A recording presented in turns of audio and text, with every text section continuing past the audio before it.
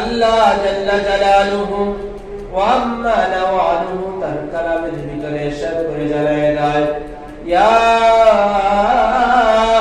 আইয়ুহাল্লাযীনা আমানু কুতিবা আলাইকুমুস সিয়াম কামা কুতিবা আলাল্লাযীনা মিন ক্বাবলিকুম লাআল্লাকুম তাত্তাকুন। সুবহানাল্লাহ। আল্লাহ রাব্বুল ইজ্জাত তার সকল বান্দা বান্দীদেরকে উদ্দেশ্য করে নবীকে বলতেছে, হে আল্লাহর নবী, হে জামানার পয়গম্বর, আপনি আপনার উম্মতদেরকে শোনায়া দেন। হে আমার পয়গম্বর বন্ধু, আপনি আপনার উম্মতদেরকে শোনায়া দেন। কি শোনায়া দিবে? ইয়া আইয়ুহাল্লাযীনা আমানু, হে ঈমানদারগণ। আল্লাহ কিন্তু আমাদের সবাইকে ঈমানদার বলেছে। কি বলছে?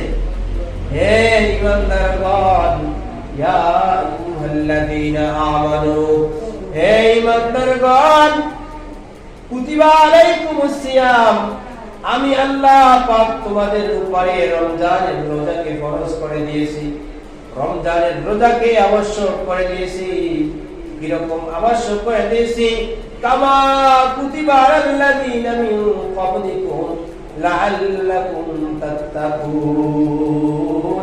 আমি আল্লাহ তাআলা পূর্ববর্তী যত নবী রাসূল, যত পয়গম্বর আমি আল্লাহ তাআলা পাঠিয়েছি, তাদের উম্মতদের ভিতরে আমি আল্লাহ তাআলা যেমনি ভাবে রোজাকে ফরজ করে দিয়েছি, আমি আল্লাহ তোমাদের উপরেও এই মাহে রমজানের সকল রোজা আমি আল্লাহ তোমাদেরকে ফরজ করে দিলাম।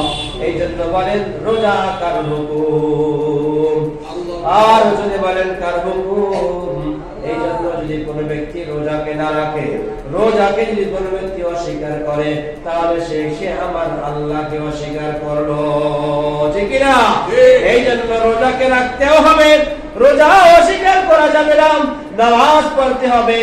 নামাজ যত রকমের কাজ বাজ থাকুক না কেন, যত রকমের সগল থাকুক না কেন, কোন রকমের সগলে মগ্ন হওয়া যাবে না। নামাজ কিন্তু পড়তেই হবে। ঠিক না?